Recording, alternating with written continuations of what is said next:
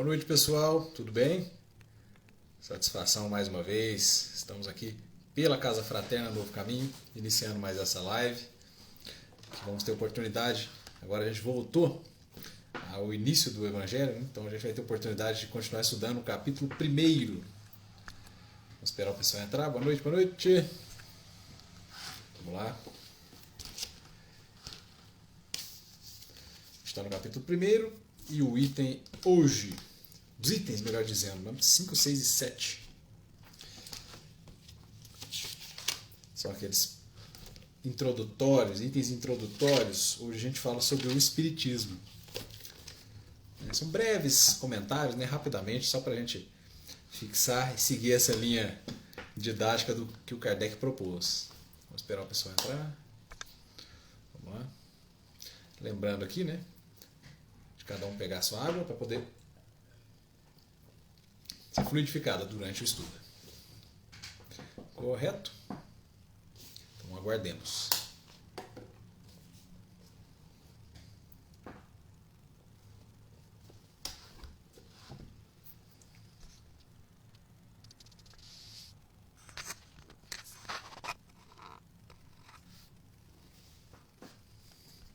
Olá, boa noite, Tizildinha. Tizildinha, Edna e o pai. Olha aí, ó, tá por aí. Muito bem. Glaucia, boa noite. Olá.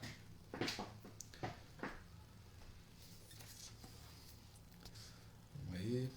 Feriadinho hoje, né? Tranquilo. Aí, Raíssa. Olá, boa noite, boa noite.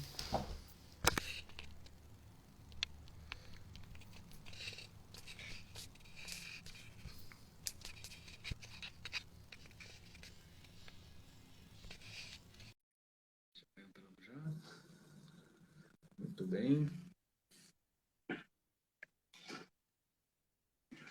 Olá, boa noite. Olá, boa noite.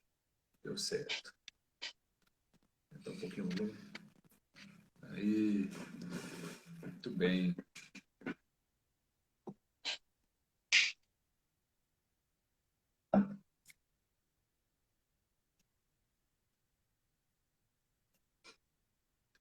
Estamos aí com 3 minutos.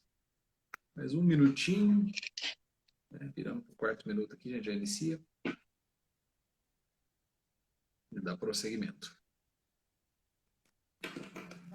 Vou dar meu boa noite a todos, as boas-vindas a mais um estudo hoje. Muito bem.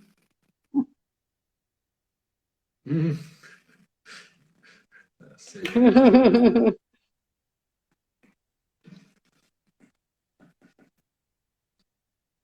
Pronto. Vamos nessa? Então vamos fazer a nossa prece. Todos já pegaram a água, com certeza. Então vamos lá. Vamos aproveitar esses minutos para nos ligarmos ao nosso Criador, ao nosso Mestre Jesus.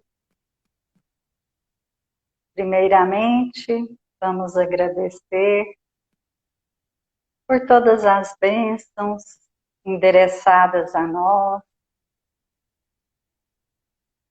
Pedir mais uma vez que Jesus permita aos bons espíritos, aos nossos protetores espirituais, virem para nos ajudar, nos auxiliarem na compreensão dos ensinos de Jesus, para que possamos verdadeiramente guardá-los em nosso coração e colocá-los em prática no nosso dia a dia, aproveitando a grandiosa oportunidade da reencarnação. Lembrando, queridos companheiros, de que esta reencarnação se constitui em um momento diferenciado, um momento de grandeza, de oportunidades para cada espírito na Terra. É o chamado de Jesus aos nossos corações, aos nossos espíritos. Que nosso Mestre continue nos iluminando e nos guiando hoje sempre. Que assim seja. Assim seja. Muito bem. Antes de tudo, nem informar o pessoal, hoje, excepcionalmente, a gente vai finalizar um pouquinho mais cedo. Tá certo, pessoal? Mas aí nas próximas lives a gente retorna ao nosso horário normal. Muito bem. Não escrevi aqui, né? Vamos lá, capítulo 1. Itens 5 a 7.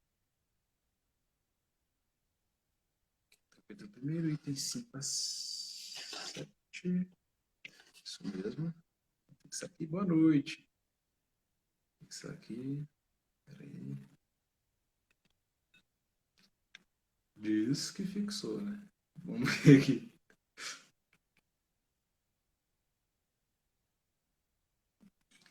Instagram. Vamos lá. Hoje, o Espiritismo. Então, item 5, né? O Espiritismo é a nova ciência que vem revelar aos homens, por meio de provas irrecusáveis, a existência e a natureza do mundo espiritual e suas relações com o mundo material. Ele nos mostra esse mundo não mais como sobrenatural, mas, pelo contrário, como uma das forças vivas e incessantemente atuantes da natureza, como a fonte de uma infinidade de fenômenos até então incompreendidos. E, por essa razão, rejeitados para o domínio do fantástico e do maravilhoso. É a essas relações que o Cristo se refere em muitas circunstâncias. E é por isso que muitas coisas que ele disse ficaram ininteligíveis ou foram falsamente interpretadas. O Espiritismo é a chave que nos ajuda a tudo explicar com mais facilidade, ou com facilidade. A lei do Antigo Testamento está personificada em Moisés, a do Novo Testamento em Cristo. O Espiritismo é a terceira revelação da lei de Deus, mas não está personificada em ninguém. Isso aqui é importante, hein? Porque ele é o produto do ensinamento dado, não por um homem, mas pelos Espíritos, que são as vozes do céu. Grifada essa parte, vozes do céu, né? Grifada o Evangelho. Em todas as partes da terra e por inumerável multidão de intermediários. Trata-se, de qualquer maneira, de um ser coletivo, compreendendo o conjunto dos seres do mundo espiritual, cada qual trazendo aos homens o tributo de suas luzes, para fazê-los conhecer esse mundo e a sorte que nele os espera. Da mesma maneira que disse o Cristo, eu não venho destruir a lei, mas dar-lhe cumprimento, também diz o Espiritismo, eu não venho destruir a lei cristã, mas dar-lhe cumprimento. Ele nada ensina contrário ao ensinamento de Cristo, mas o desenvolve, completa e explica, em termos claros para todos, o que foi dito sob forma alegórica. Ele vem cumprir, na época predita, o que o Cristo anunciou, e preparar o cumprimento das coisas futuras. Ele é, portanto, obra do Cristo, que o preside, assim como preside ao que igualmente anunciou, a regeneração que se opera e que prepara o reino de Deus sobre a terra. Muito bom. Então, como foi dito, essa parte de hoje, o Espiritismo, é uma das 3 revelações. Esse capítulo está estudando as 3 revelações, né? Moisés, o Cristo e o Espiritismo. Então, eu gostaria de iniciar os comentários falando um pouquinho desse tripé em que se assenta o Espiritismo, né? A filosofia, a ciência e a religião. Então, podemos imaginar um triângulo, conforme nos ensina Emmanuel, onde na base do triângulo está a ciência e a filosofia. E, né, em cima, no ângulo do triângulo, no ângulo superior, a religião, né? Então, nós vimos que Moisés trouxe assim, preparou o terreno, né, abriu o caminho para a vinda do Cristo. Jesus veio e ampliou a nossa compreensão a respeito de Deus, né, que a visão era bem diferente, né, ao tempo de Moisés. Então, Jesus veio ampliar a nossa compreensão nesse sentido, ampliar a visão sobre a vida espiritual e depois, em uma porção de coisas, né?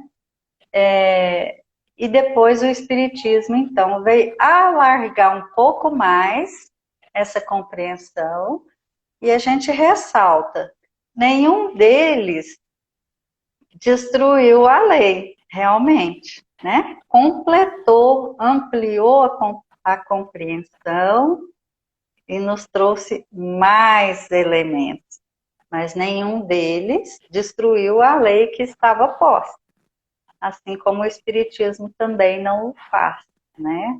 Então, nós temos essa parte do Espiritismo, que é a ciência, porque tem métodos, experimentos científicos para nos explicar com maior clareza as leis da natureza, as leis divinas, para não ficarmos naquela fé cega, sem saber o que de fato acontece e por que acreditamos no Espiritismo, né? Então, essa parte da ciência é tratada com bastante riqueza de detalhes no livro dos Médiuns, que é uma das obras básicas, né? A parte da filosofia, ela é tratada no livro dos Espíritos. E a parte da religião é o próprio Evangelho, né, que nos traz. Então, essas são 3 das obras básicas. Nós temos ainda o Céu e o Inferno, que trata das leis divinas e penas e gozos, né, de acordo com a nossa conduta. E a Gênese, que explica os fenômenos naturais, desde a origem, o próprio nome diz, né, Gênese, explica tudo com bastante riqueza também de detalhes. Depois do Espiritismo, do advento, né, do Consolador prometido, essa doutrina que foi codificada por Kardec, é claro que já temos outras informações. Por quê? Porque tudo vai sendo trazido pelos espíritos de acordo com a nossa capacidade de compreensão e de maturidade. Imagina se ao tempo de Jesus ou de Moisés viessem todas essas revelações que a doutrina trouxe. Não cabia na cabeça, não ia explodir, ia dar uma pane no sistema. Então, a sabedoria divina nos traz de acordo com o que conseguimos entender e suportar, né? Para não entrar em pane aí. É por isso, né, que foram feitas. São progressivas. Sim. É a lei do progresso, né? E as revelações acompanhando a lei do progresso também, com informações progressivas, para não esmagar ninguém de informações, né? Como você disse, não entulhar a cabeça de ninguém antes da hora, né? Não pifar o sistema nervoso central do pessoal antes que pudesse compreender de fato o que estava acontecendo ali. Então, o advento do Espiritismo ele se dá no século XIX, meados do século XIX, época que a Europa já passava tinha passado por vários movimentos, várias transformações, inclusive iluministas e tudo mais. Então, é uma época de muita produção intelectual, avanço intelectual, pesquisas e tudo mais, né? Que A gente pode acompanhar isso na história, né? E aí surge depois o espiritismo com esse substrato já intelectual. E aí, tanto a gente pode observar um destacamento intelectual, um destaque intelectual, quanto a gente parar para olhar as perguntas que o Allan Kardec fez durante a codificação. Notadamente o Livro dos Espíritos, que é o primeiro.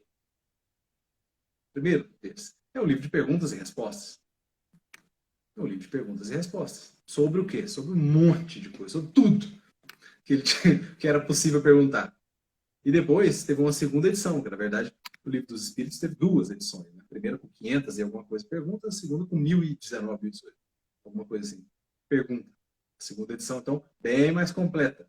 Né? Surgiram mais 500 o dobro, perguntas. o dobro. É quase praticamente o dobro. Então surgiram mais 500 perguntas. E ali, as perguntas que são feitas, é muita coisa que a gente não... Nossa, de onde saiu isso, né? A gente fica com isso na cabeça. Pô, mas que pergunta é essa? Caramba, né? De onde saiu isso, gente? Como é que ele conseguiu pensar isso naquela época?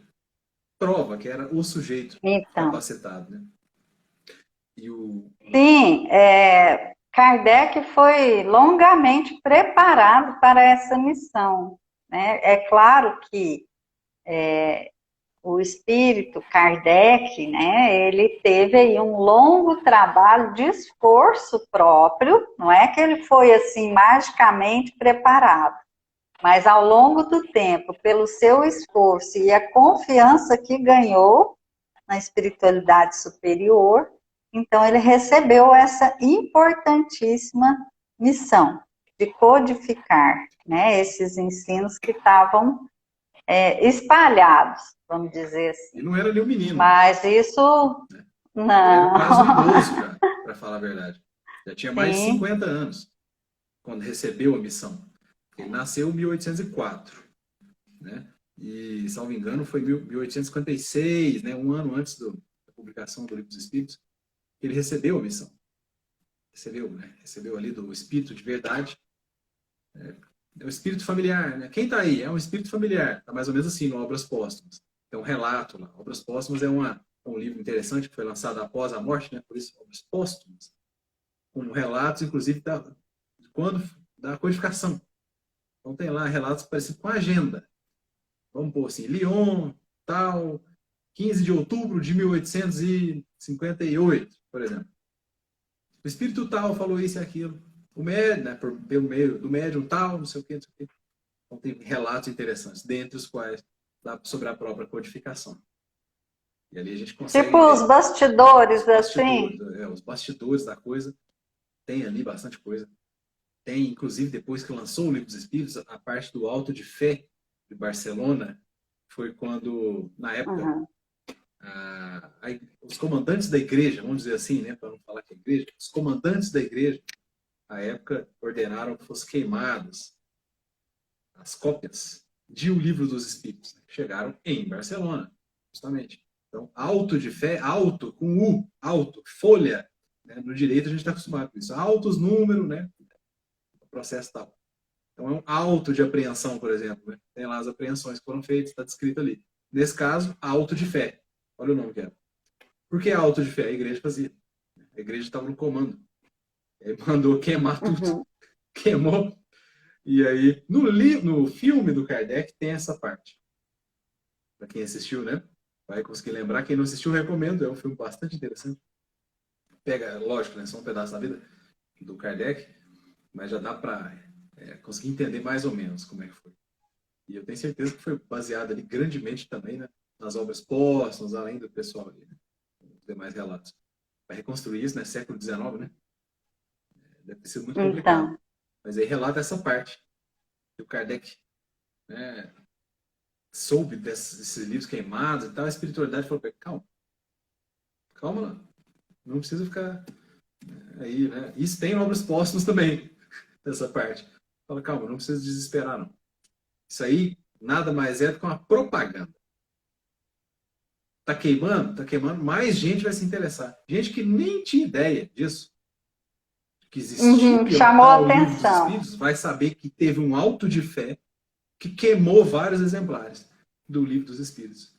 E aí a pessoa, opa, ué, por que está queimando? Começa, né? Mas queimou por quê? Uhum. Ah, não, porque é Livro dos Espíritos. Mas mesmo que Livro dos Espíritos? Aí começa.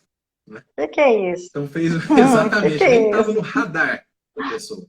Aí Nem entra no estava no radar, isso, radar. entra no GPS lá da pessoa. E ela vai buscar. Então, Kardec, durante toda. Então, e falando em entrar no radar, né? O que o Espiritismo então faz é entrar no radar, exatamente. De onde eu vim? O que eu estou fazendo aqui? E depois, para onde eu vou? Como é que é isso? Né? Como é que funciona? Ah, fala com os espíritos, mas e aí? Como é que funciona isso? Né? Interessantíssimo.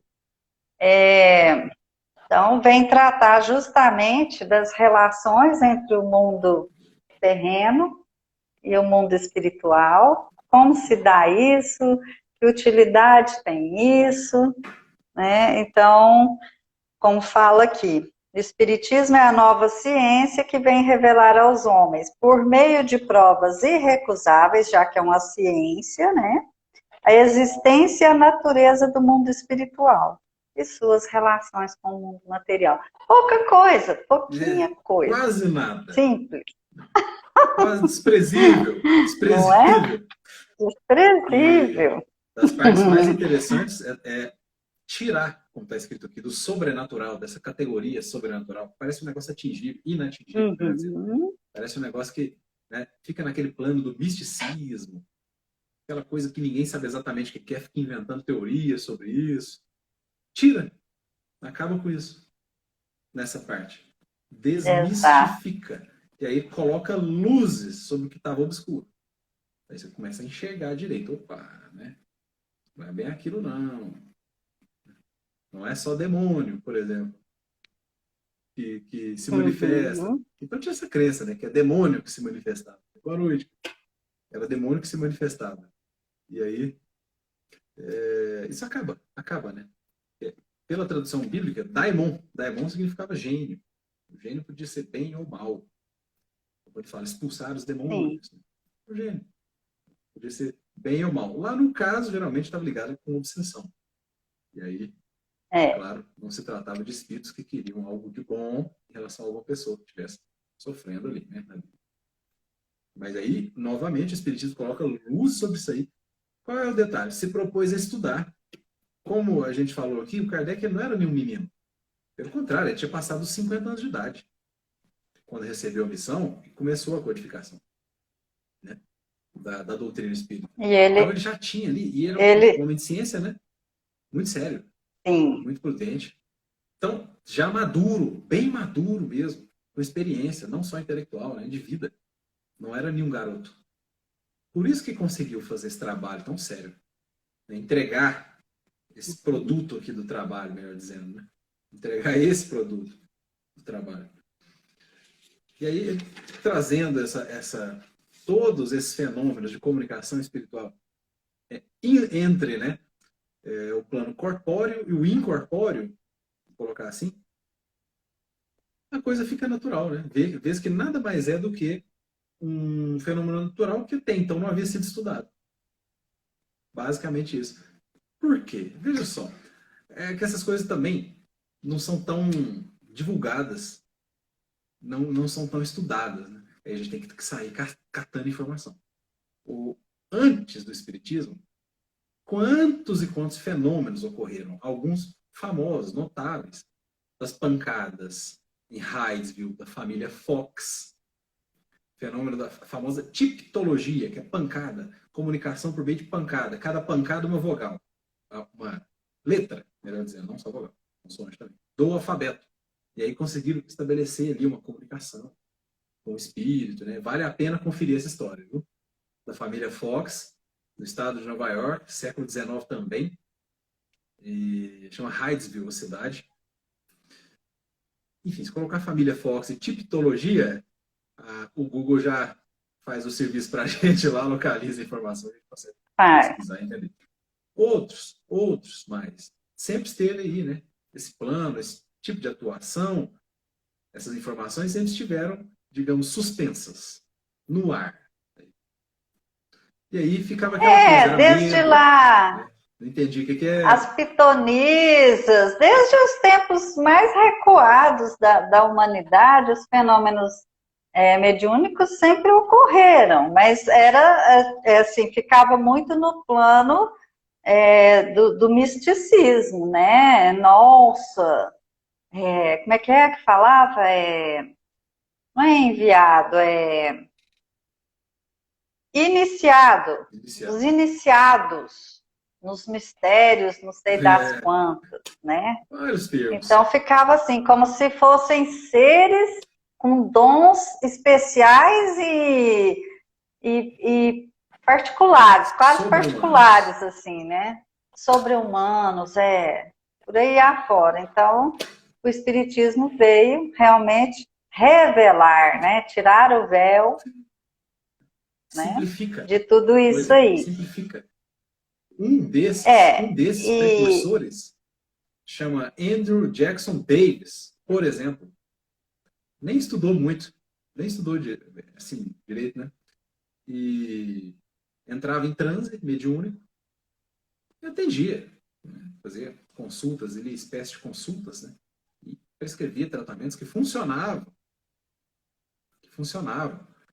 E durante o transe, a mediunidade dele era muito interessante. Durante o transe, ele via os corpos assim das pessoas translúcidos. Então, ele via o problema, conseguia enxergar o problema. Vou escrever o nome do sujeito aqui. Andrew. É considerado um dos precursores. Jackson, todo mundo sabe como é que escreve, né? Andrew Jackson Davis, esse rapaz aí. Antes também do Espiritismo. Não existia Espiritismo, não existia doutrina espírita. Mas estava lá o fenômeno. Aí, ó, Andrew Jackson Davis. O nome dele, será? Se for o nome dele, tá aí. Se for o fenômeno lá, é tiptologia. Deixa eu escrever. Tiptologia. Então, dado que o Espiritismo vem, né, nos trazer a fé raciocinada, ela precisa, então, esclarecer, né, esses fenômenos, como que acontece, por quê, né, Sim. E tirar toda essa veste aí de coisa sobrenatural, né? E aí, na verdade... E dada a poucos. Dada a poucos, né, que eu tinha essa ideia. E aí fica uma coisa interessante, né, que é esse misto, esse tripé, né? A filosofia, a ciência e a religião, tudo junto, aproxima tudo. O próximo tópico é específico sobre isso aí. Mas,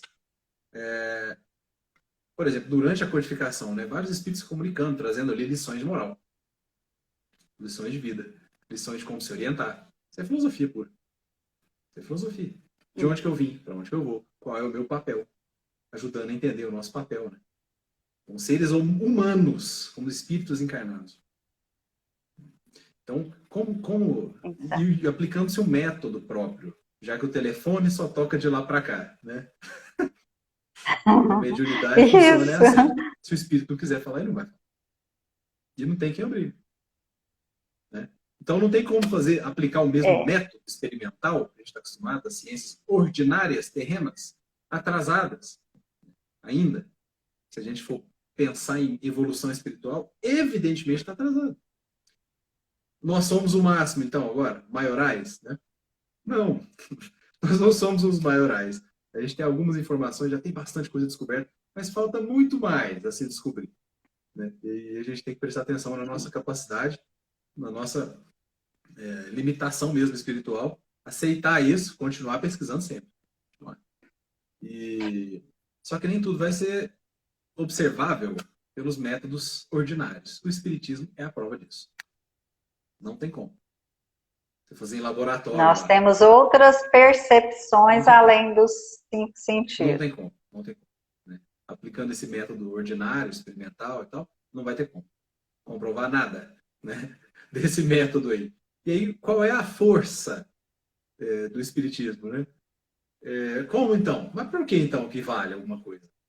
Vamos lá. Durante a codificação, isso Kardec nos explica, inclusive na introdução do Livro dos Espíritos e do próprio Evangelho segundo o Espiritismo. Está lá na introdução, né? A parte que quase ninguém lê.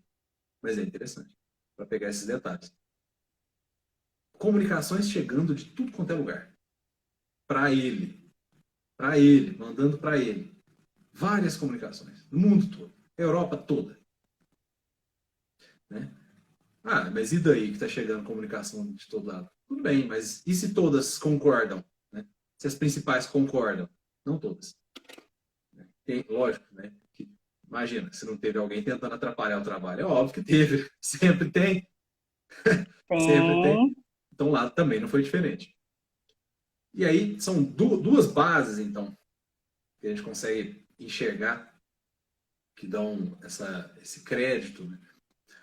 Tudo que nos ensina, tudo que foi nos passado pela espiritualidade, essa universalidade, é generalidade, vem de todo lado, comunicação. Vários médiums diferentes, né? Espíritos diferentes, falando sobre a mesma essência. Lições sobre a mesma essência. Então, universalidade e concordância. Duas coisas. Vem de todo lado e coisas que concordam. Né? Fazem sentido ali. E comunicações espontâneas também. Basicamente, comunicações espontâneas. Porque é fácil cair em golpe, né? Golpe, famoso golpe, tá aí, cai quem quer. Se eu perguntar, se eu quiser saber alguma coisa, é fácil eu ser enganado. A comunicação vem espontânea por um médium, aí já é um negócio diferente. Muito diferente. Muito diferente. Você fazendo porque pergunta, a gente já resposta. É um negócio diferente.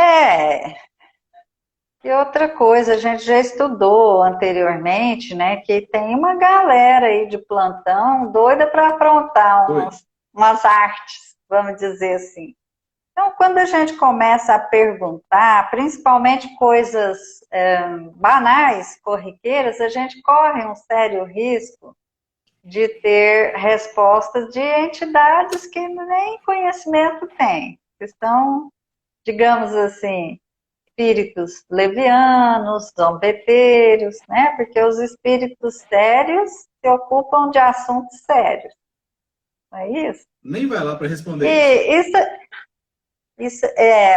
essa questão que você está trazendo de várias comunicações, de várias partes do mundo, é mais um aspecto interessante da terceira revelação, porque não está, como disse aqui no último parágrafo, não está personificada em uma pessoa. Ela tem um caráter coletivo, né? São vozes do céu, como está dizendo aqui, que vêm em todas as partes da Terra, por uma multidão de intermediários.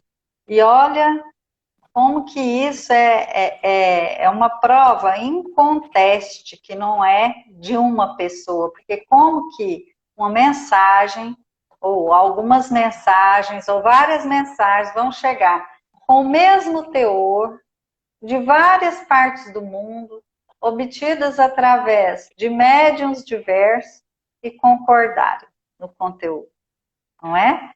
Então, com certeza, a sabedoria divina, pelos nossos antecedentes, falaram assim, não, vamos mudar esse negócio, porque não está dando certo. Né? E aí aquela o homem não tem condições de ser um só para trazer tudo isso que vai ser dito. Não, e aí o Kardec pode desvirtuar tudo. Sim, pode desvirtuar tudo e o Kardec fala, pô, se for só um homem, a ideia pode morrer com ele. Né? Se for um cara tentando enganar, uma pessoa tentando enganar, for só uma pessoa, a ideia morre junto com ele. Morre. Agora, se for uma coisa verdadeira, não. Às vezes até passa. Mas é especialmente interessante esse filtro de ser coletivo, né? Igual ele fala aqui. Como é que ele fala? Um ser coletivo. É interessante o jeito que ele fala.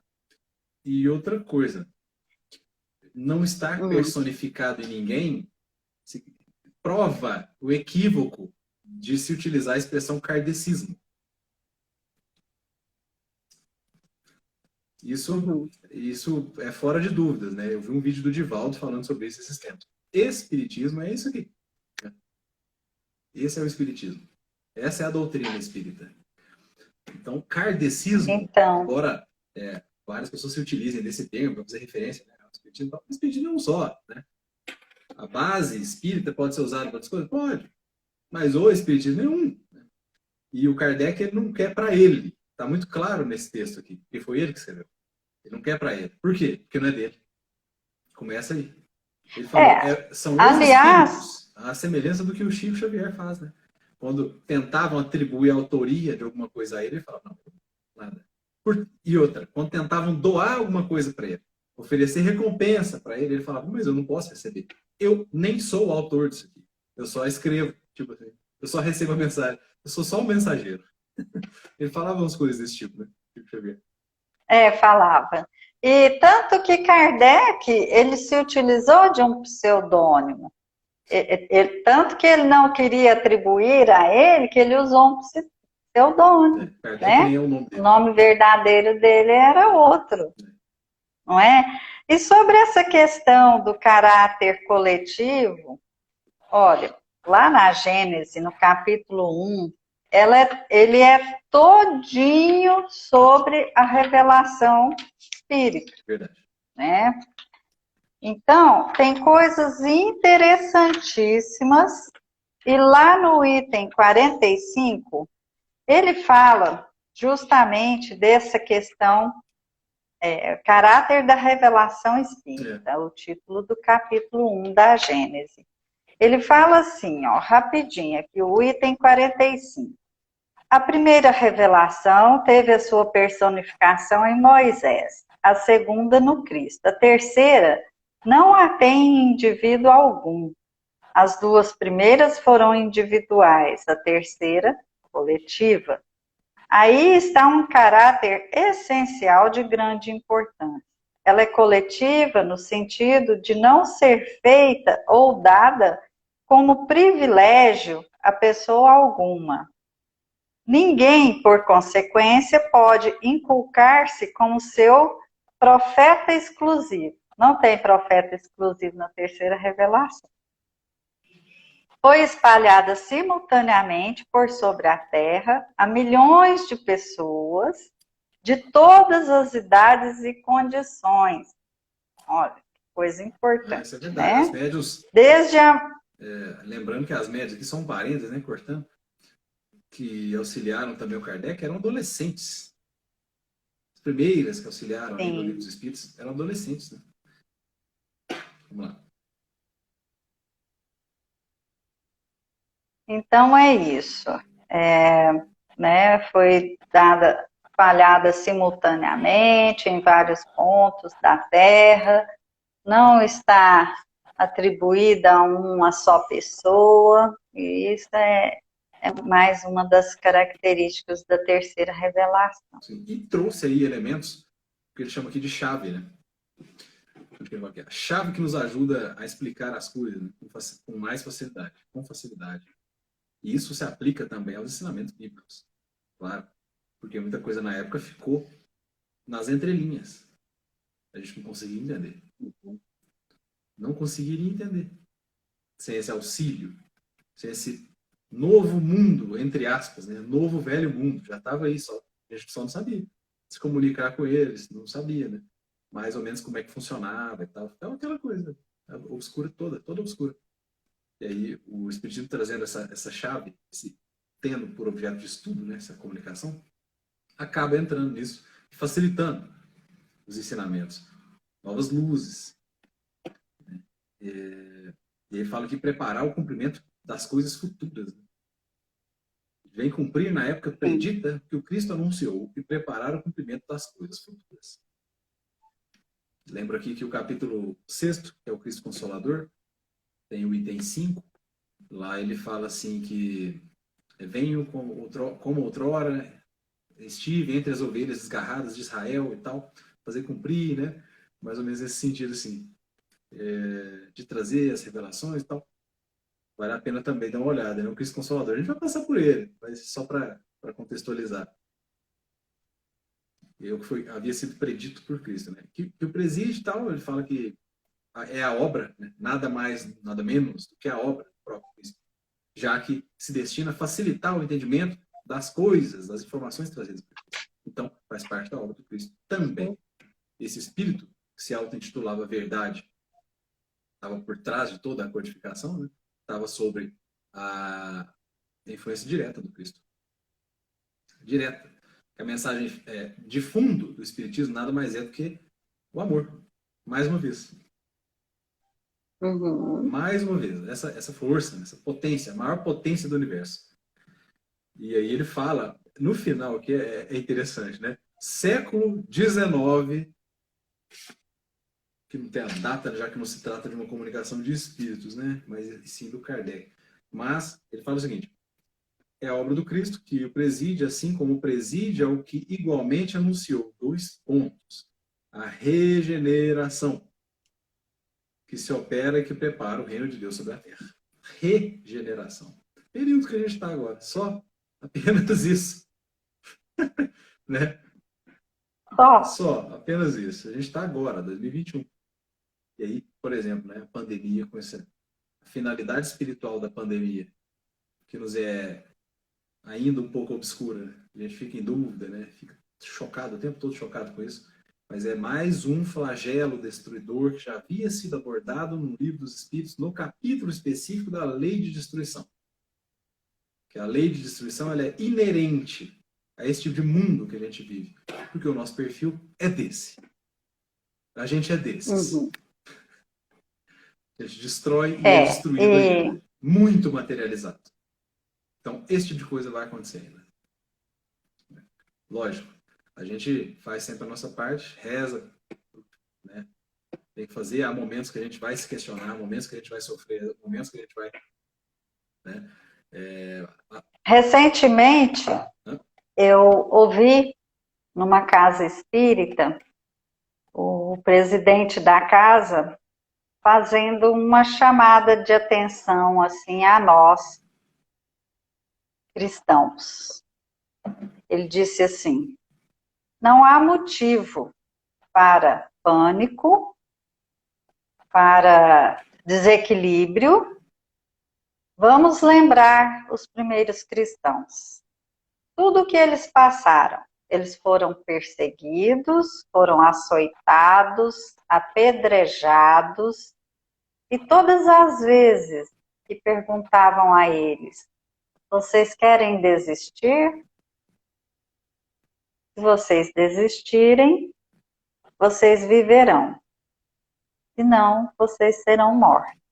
Muitos, né? Foram para os circos, morreram de outras formas também. Mas eles não desistiam, não abriam mão, era o testemunho. Era o testemunho. Hoje, nenhum cristão vai ser jogado para os leões, vai ser apedrejado em praça pública ou açoitado. Mas nós estamos, seguramente, em um dos momentos de testemunho para nós, né? Que é a questão aí da pandemia. E vários outros testemunhos nós devemos dar, não é? À medida em que nós nos consideramos cristãos, é muito importante a gente não perder isso de vista.